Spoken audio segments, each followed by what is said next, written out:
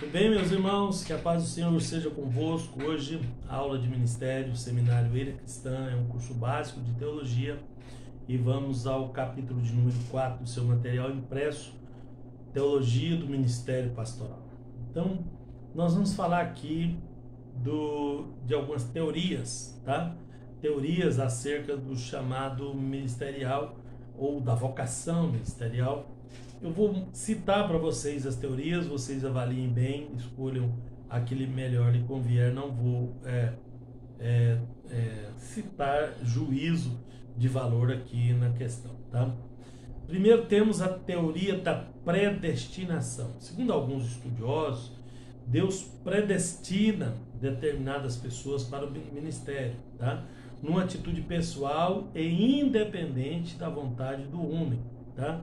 O próprio Deus escolhe, fala, não, aquele ali vai ser meu ministro, meu obreiro, tá? E temos argumentos, então, a favor e contra, em todas as teorias, tá? Então, essa primeira aqui é a teoria da predestinação, que Deus predestinou o obreiro ele mesmo, independente da vontade do homem. Argumentos a favor. Deus é Senhor de toda a criatura. Portanto, a vontade dele deve ser aceita sem contestação. Isso é a soberania de Deus, tá?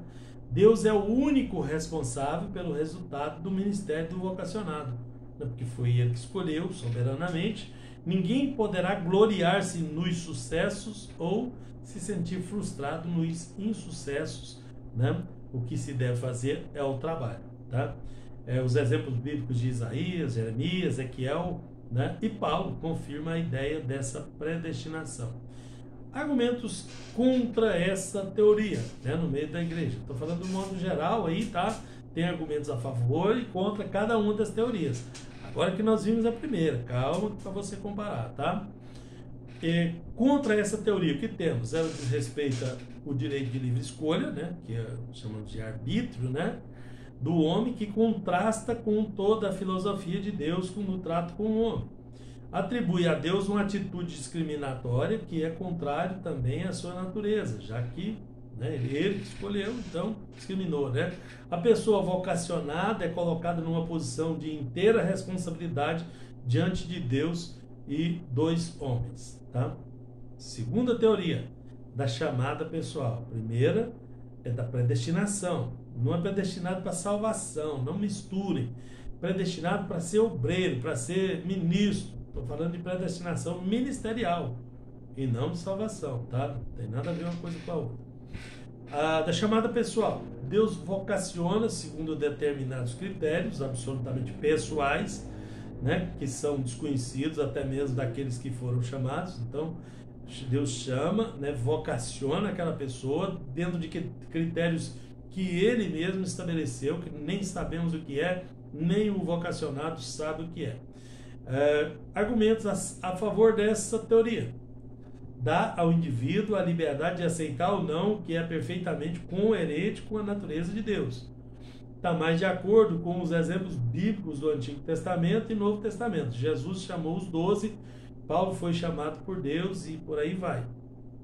Contra essa teoria, atribui ao Senhor uma atitude discriminatória, porque chamar uns e não chamar outros, tá? Todos os casos de chamamento para o ofício de profeta no AT, houve uma ação de Deus predestinando, né? Então, esses são os argumentos contra essa segunda teoria. Primeira teoria, da predestinação ministerial. Segunda, da chamada pessoal. Terceira, da convocação geral.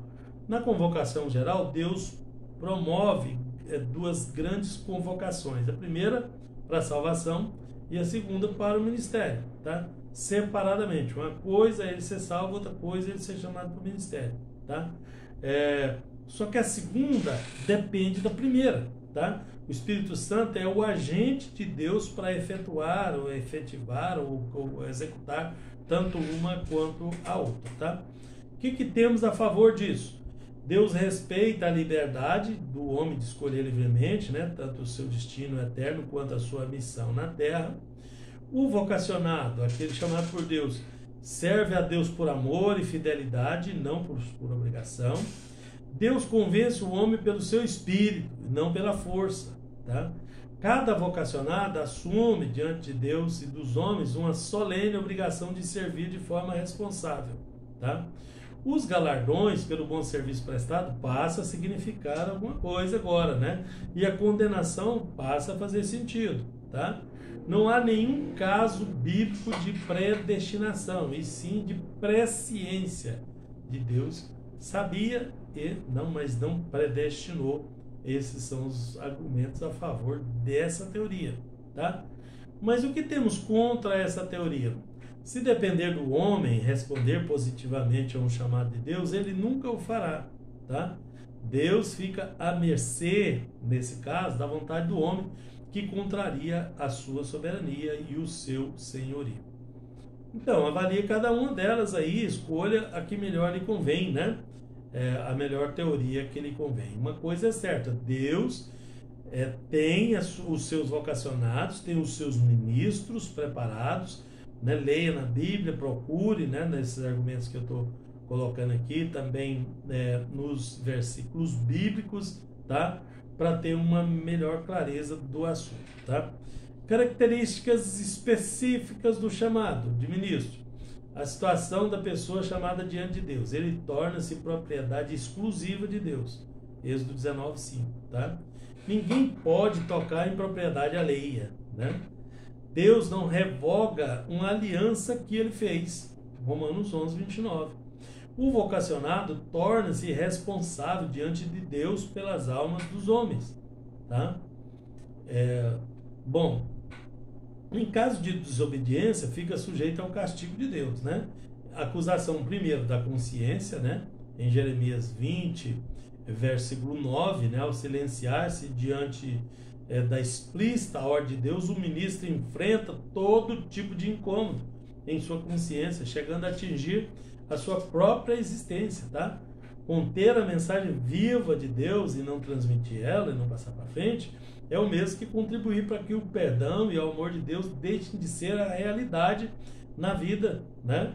De vida, né? do crente, tá? A consciência culpada é capaz de compelir o ministro a restabelecer a sua obediência e também a cumprir os deveres e a sua missão outorgados por Deus, tá? Então a consciência pesa, força ele a tomar posição ministerial e cumprir os seus deveres que Deus lhe proporcionou ou lhe chamou para fazer. Segundo é o sofrimento físico, né? Primeiro a consciência acusando. Segundo, sofrimento físico. Estou falando no caso de desobediência, né? Do ministro, né? Conforme Jonas, né? Aquela história de Jonas, desobedecer a Deus, né? Por receio, por teimosia, por seja lá o que for, pode trazer consequências quase intoleráveis à nossa consciência ou até mesmo ao nosso corpo físico, que é o segundo caso aqui, tá? Embora a misericórdia de Deus seja grande, né? Valia o desobediente, ainda assim o ministro de Deus vai pagar um preço caro por sua rebeldia, tá? E também desacertos na vida, né? Não só sofrimentos físicos, não só peso na consciência, mas desacerto, né?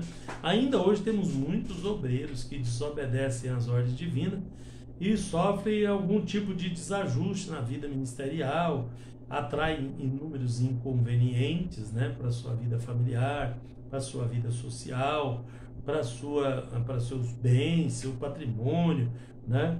E sofrem a punição de Deus pela rebeldia, né? Ou desinteresse na chamada que ele recebeu, tá? E o castigo do juízo final, que é o castigo da negligência, né? O castigo final, tá? Em Ezequiel 33:8 mostra que o ministro de Deus é constituído de dons, que o leva a deveres no uso do cumprimento dos seus, né, das suas atividades ministeriais. Quando ele é comissionado por Deus para realizar uma missão, o obreiro não tem como recusar essa realização do que lhe foi comissionado, tá? E a maior de todas as missões do obreiro é transmitir a palavra de Deus. Por maior que sejam os resultados, né, da má notícia que devemos anunciar, tá? É preciso que o mensageiro, que o homem de Deus, o ministro, né, não recue nem negligencie o mandato divino.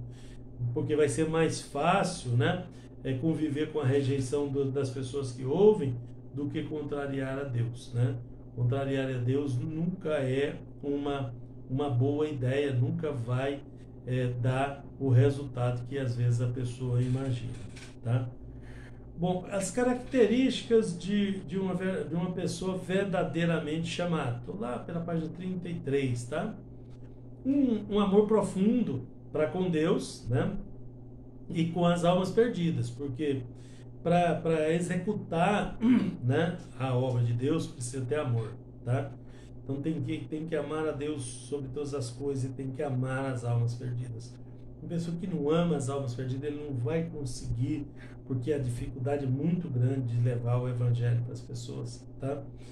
E se ele não amar a Deus, ele não vai conseguir também, porque o labor do trabalho vai causar um desânimo, aquele que só consegue fazer por amor, tá? Então, o verdadeiro chamado, a característica principal é o amor, tá? É distinguido pelo amor, sem dúvida. É uma profunda compaixão pelas almas perdidas, né? E um interesse muito grande em salvar essas mesmas almas. A atitude também de total desapego para com as coisas e vantagens materiais e apego a Deus, né? E a sua obra é uma característica importante. A verdadeira chamada faz de nós pontes que poderão ser utilizadas pelos ouvintes para entender o que Paulo chamava de a sabedoria de Deus, a sabedoria do alto, tá? 1 Coríntios 2, capítulo 2, versículos 6 ao 26, tá? Bom, então o egoísmo, né, o homem no centro, né, deixa de ser o centro das preocupações e aí a pessoa concentra-se em Deus e nos outros, né? Acontece uma inversão de valores. O material deixa de ser o mais importante, o espiritual, né, a significação da própria vida, tá? Enquanto que o material deixa de ser o importante, o espiritual passa a ser o significado de vida daqueles ministros que querem fazer a vontade de Deus. Dedicação total e absoluta à vontade de Deus em qualquer situação, tá? Essas são as características, tá, do verdadeiro chamado. Mas e do falso chamado, tá? Quais são as características? Nas Escrituras encontramos várias pessoas falsamente se disseram, né, se proclamaram chamados de Deus, tá? E que foram condenadas por Deus. Tem uma listinha aí com as referências bíblicas, né, para você dar uma olhadinha, tá? A falsa chamada, ela provoca antipatia por parte do ouvinte. O ouvinte falando de Deus, com a chamada de Deus, com a outorga de Deus, ele fala com a autoridade de Deus também, né? Então as pessoas, mesmo que no momento pareçam não estar, mas eles recebem muito bem porque é a mensagem de Deus. Já o falso chamado, ele causa antipatia, tá, no ouvinte. Quando o falso ministro tenta sentir, né, o que vai, né, a alma do outro, né, é um desastre completo, tá? Sabemos que só o Espírito Santo conhece os corações, então é Ele que nos comissiona e nos ajuda a desempenhar o nosso ministério, né? Um ministério chamado por Deus, tá?